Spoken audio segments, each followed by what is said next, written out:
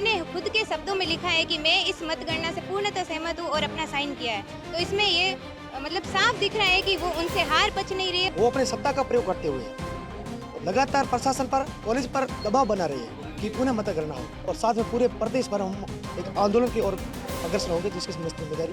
राजस्थान के बाड़मेर के MBC college में काउंटिंग को लेकर पिछले 3 दिन से लगातार एनयूसीआई प्रदर्शन कर रही थी, रीकाउंटिंग को लेकर, और कॉलेज प्रशासन पर तमाम तरीके के आरोप लगा रही थी। यहाँ तक कि पूरी सरकार में जो कांग्रेस के पदाधिकारी है वो कल धरने पर बैठ गए थे, और आज उसी के खिलाफ एबीवीपी सड़कों पर है। एबीवीपी ने पिछले 1 घंटे भर से लगातार प्रदर्शन किया है।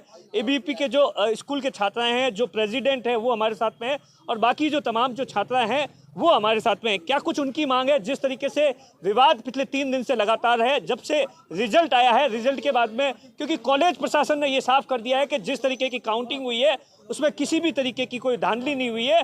यहाँ तक कि ऐसा बताया जाता है कि 400 वोट खारिज हो गए हैं। खारिज होने की सबसे बड़ी वजह बताई जा रही है कि जो वोट दिए गए थे वो सही तरीके से नहीं दिए गए थे। अच्छा, क्या नाम है आपका? गोदावरी सिंगारिया, महासचिव एमबीसी गर्ल्स गवर्नमेंट कॉलेज। क्या कुछ हुआ अभी मतलब विपक्ष जो है हमारे एनएसयूआई से, वो बोल रहे हैं कि चुनाव प्रक्रिया में मतगणना के दौरान धांधली हुई है और इनमें प्रोफेसर्स और हमारे प्रिंसिपल का हाथ है। पर ये सरासर गलत है, क्योंकि जहाँ से मतलब एनएसयूआई के समर्थकों ने एसडीएम साहब को भी भेजा था, 2 बार हमारे उस रूम में भेजा था कि कोई प्रकार की गड़बड़ है या जो भी है तो बोलिए, पर उन्होंने उस समय कुछ नहीं बोला और अपने खुद के शब्दों में लिखा है कि मैं इस मतगणना से पूर्णतः सहमत हूँ और अपना साइन किया है। तो इसमें ये मतलब साफ दिख रहा है कि वो उनसे हार पच नहीं रही है और मतलब लोकतंत्र। अच्छा, एक चीज़ बताइए, जब आप काउंटिंग थे तो आप अंदर थे, तो जो मत खारिज हो रहे थे वो किस तरीके से हो रहे थे?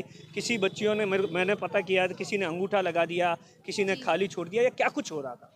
पहले तो हमारी जो चुनाव कमेटी थी कॉलेज में, उन्होंने हमें पहले से ही वो जो एक नियम होते हैं सारे, काउंटिंग से पहले बताया होगा कि इस तरीके से वोट खारिज होते हैं। जी, हमें 2010-2011 के नमूने बैलेट पत्र दिखाए थे, जिनमें जो ऐसे खारिज होते हैं, जैसे दोनों प्रत्याशियों के नाम के आगे जो स्टाम्प, और जिसमें किसी ने भी मतलब साइन कर दिया है, किसी के आगे क्रॉस लगा दिया है, किसी में मतलब उल्टा दे दिया है जो मार्क है, तो उन सबको खारिज किया जाएगा। तो ये मतलब साफ दिख रहा है कि जो खारिज होंगे तो वो खारिज हुए हैं। अच्छा, ठीक है। अब भूम सिंह जी, एक चीज़ बताइए, किस तरीके से लगातार जो विरोध चल रहा है, एनयूसीआई 3 दिन से प्रदर्शन कर रही थी, कांग्रेस का पूरा संगठन, क्या कुछ आरोप है, किस तरीके से देखते हैं? देखो, जो 27 तारीख को मतगणना हुई है, उनका जो रुझान प्रत्याशी आए, वो चारों प्रत्याशी एबीवीपी के जीत गए हैं, और सक्षम अधिकारियों द्वारा अंदर मतगणना की गई है। साथ में किसी भी प्रकार का यहाँ पर एबीवीपी के अंदर कोई एबीवीपी के जान पहचान वाले थे नहीं। वो अपने सत्ता का प्रयोग करते हुए लगातार प्रशासन पर, कॉलेज पर दबाव बना रहे हैं कि पुनः मतगणना हो।